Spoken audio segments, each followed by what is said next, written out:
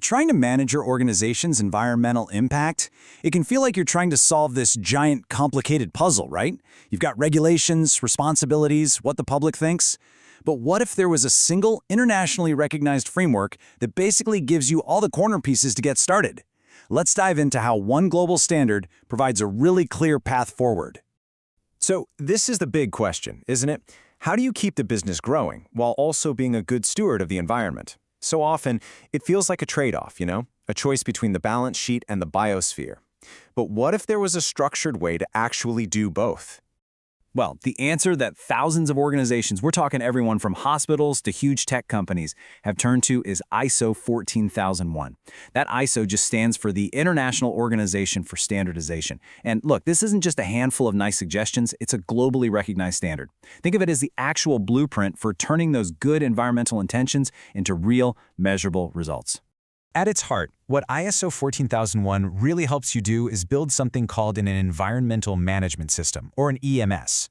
Now, this isn't some piece of software you install. It's more like the operational engine for all your environmental goals. And what's so great about this standard is that it's not some rigid, one-size-fits-all thing. It's a super versatile framework that any organization, any size, any industry, anywhere in the world can adapt for itself. So, how does this system actually work in practice? Well, it's all powered by this really simple but super powerful cycle of continuous improvement. It's called the Plan, Do, Check, Act model, and it's what makes sure an organization's environmental efforts are always moving forward and getting better. The whole idea here is to create this dynamic loop that never stops. First, you plan. You set really clear objectives, like, say, we're going to reduce our water usage by 15%, and you figure out what your biggest environmental impacts are. Then you do. You actually implement that plan, get the right people and resources in place. Next up, you check. You monitor your progress, you run audits, you see if you're actually hitting the targets you set. And finally, you act. You take what you've learned from the check phase to make things better and constantly fine-tune the whole system. It's a cycle, so it never just sits still. Okay, but look, having a framework is one thing. Making it actually work is another, right? So what's the difference between a system that just exists on paper and one that drives real, lasting change? Well, the standard gives us some pretty clear keys to success. And here it is, the single most critical factor. Without genuine, active commitment from top management, the whole thing will just fall flat.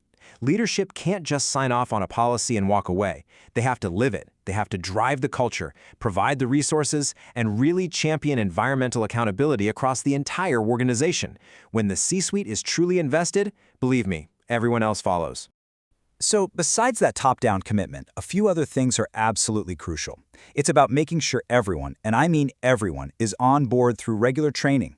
It's about clear communication, both internally and externally, about your goals and your progress. It's about setting those sharp, measurable objectives we talked about, not just vague hopes. And this is a big one. It's about weaving those environmental goals right into the core business strategy, and then checking up on it with regular audits. That's how sustainability stops being a side project and becomes just how you do business. All right, as we start to wrap this up, it's really important to get this next part. Getting that ISO 14001 certificate to hang on the wall, that is not the finish line. Not even close. In a lot of ways, it's really just the starting block. The ultimate goal here isn't just about ticking a compliance box or getting a nice logo for your website. It's about fundamentally changing the culture of an organization. Because when you do this right, the system starts to uncover efficiencies you never even knew were there. You reduce waste, you lower costs, and you can seriously boost your brand's reputation. It stops being a cost center and becomes a source of innovation and a genuine competitive advantage. So that kind of leaves us with one final thought to chew on. Whether you're part of a massive company or a tiny team, this framework is a really powerful lens to look through.